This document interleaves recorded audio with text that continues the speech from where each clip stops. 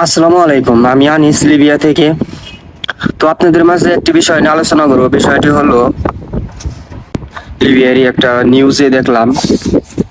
নিউজটি হলো, কিছু মাফিয়া গো আপনার পুলিশে আপনার গ্রেফতার করছে আর কি, মাফিয়া আটক করছে। সেই হিসাবে আপনার এটা বাঙালিদের জন্য বা ওইদিকে যারা চাইবে তাদের জন্য সবারই একটা সুখবর। কারণ এই দেশে মাফিয়া থাকলেও সবারই জন্য বিপজ্জনক। আর কয়েকদিন আগে একটা এক জায়গায় অনেকগুলা বাঙালি, তারপরে আপনার সুদানি, আফ্রিকার কিছু লোক, তারপর পাকিস্তানি, সব দেশেরই লোক মাফিয়ারা আটক করছিল। তো আটক করছিল সে বিদায় আপনার ওই জায়গায় এই জায়গার আর্মিরা রেড দিছিল। রেড দিয়ে তাদের উদ্ধার করছে আর মাফিয়াদের আপনার গ্রেফতার করছে। আর বেনগাজি থেকে দুজন বাঙালি মাফিয়া গ্রেফতার করছে, আর একজন এই আফ্রিকান মাফিয়া গ্রেফতার করছে। তো হিসাবে গ্রেফতার করছে, এটা বাঙালিদের জন্য বা ওইদিকে যারা যাবে তাদের জন্য একটা ভালো খবর। কারণ এই দেশে মাফিয়া থাকলে অধিক ভয়ানক। মাফিয়ারা যে কি করতে পারে সেটা বলার বাহির। তারা মানুষের একবার শেষ দিয়ে দেয়। তো সেক্ষেত্রে আপনারা ওইদিকে যারা যাবেন তারা মাফিয়া থেকে একটু সাবধান থাকবেন, বা ভালো দালাল দেখে আসবেন, ভালো মাধ্যম ধরে আসবেন। আর মাফিয়াদের কি এখন একটু এখন আপনার লিবিয়ার অবস্থা একটু ভালো। মোটামুটি বেনগাজি হোক, ত্রিপলি হোক, সব জায়গায় অবস্থা ভালো।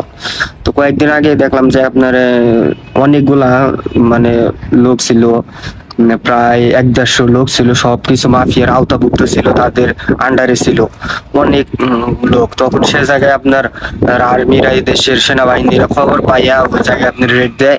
ওই জায়গায় রেড দিয়ে সব উদ্ধার করে, সবগুলো উদ্ধার করে মাফিয়া কিছু ধরে। তারা অনেক স্বস্তির নিঃশ্বাস ফেলছে। তারা অনেক নির্যাতিত হয়েছিল শারীরিক ভাবে, অর্থনৈতিক ভাবে, তাদেরকে অনেক নির্যাতিত করেছিল। তো সেক্ষেত্রে এই দেশে মাফিয়া আছে বা থাকবেই। মাফিয়া একবারে নিধন করাও যাইব না, তবে যারাই আসেন ভালো লোক ধরে আসবেন। আর ত্রিপুলি একটু মাফিয়া বেশি বেনগাজির চাইতে। বেনগাজি তো আপনার একটু গেম কম হয়, আর ত্রিপুলি তো অনেক গেম হয়। ওই জায়গা থেকে সবাই উদ্দেশ্য করে আসে গেম দেবে। তো ত্রিপুলি একটু গেম বেশি হয়, সেক্ষেত্রে ত্রিপুলি থেকে মাফিয়ার দরপাক চলে বেশি। পুলিশের, কোস্ট গার্ডের চেকপোস্ট থাকে বেশি। আর আমার বন্ধু বান্ধব অনেকেই গেছে ত্রিপলি থেকে। আর আমাদের রুমমেট কয়েক মাস আগে একটা ত্রিপলি থেকে গেম দিয়েছিল। গেম দিয়া কোস্ট গার্ডে ধরছে, তারপরে ওই কোস্ট গার্ডে মাফিয়ার কাছে বিক্রি করে দিচ্ছে। সে এখন অনেকদিন যাবত 2-3 মাস আছে মাফিয়ার কাছে। মাফিয়ার কাছে আছে, অনেক নির্যাতিত হইতেছে। দেখা যায় যে খাইতে দেয় না, বাড়িতে 25 লক্ষ টাকা দাবি করতেছে। এখন তার অবস্থা খুব খারাপ। আর মাফিয়ায় ধরলে তো খাইতে দিব না, আপনি টয়লেটও করতে পারবেন না। দেখা যায় যে টয়লেট করা, খাওয়া দাওয়া সবকিছুই ঝামেলা, সবকিছুই।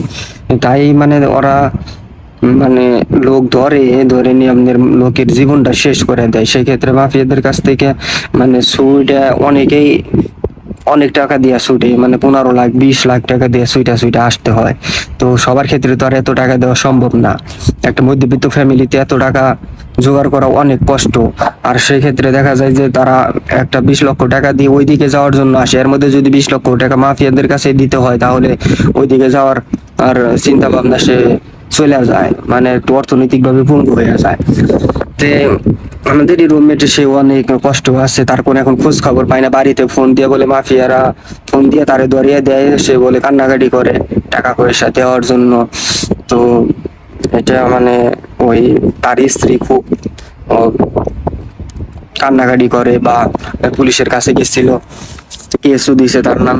তো সেক্ষেত্রে দেখা যায় যে অনেক কষ্ট, মাফিয়ার কাছে পড়লে একদম জীবন শেষ। তো সেক্ষেত্রে এখন মাফিয়া কিছুটা দরপাক চলতেছে, বা আপনার কিছু যদি নিউজ পাই সেনাবাহিনীরা যে ওই জায়গায় বাঙালি আছে, বা ওই জায়গায় গেমের লোক আছে, বা ওই জায়গায় আপনার মাফিয়ারা ধরে রাখছে, তাহলে দেখা যায় যে ওরা রেড দেয়। ওরা রেড দিয়ে আপনার লোকগুলো হয়তো ধরে জেলে নিয়ে দেয়, হয়তো দেশে পাঠিয়ে দেয়, না হয় মনে করেন যে ছাড়িয়ে দেয়। তো জেলে নিয়ে আপনার কি দেশে পাঠিয়ে দেয়। আর যদি কারো পরিচিত লোক থাকে তাহলে যে টাকা দিয়ে ছাড়িয়ে নিয়ে আসে, এই আর কি। এখন তো একটা সুখবর যে মাফিয়া কিছু ধরাপাক চলতেছে, ধরছে এরকম। আর অনেকগুলা উদ্ধারও করছে সেনাবাহিনীরা।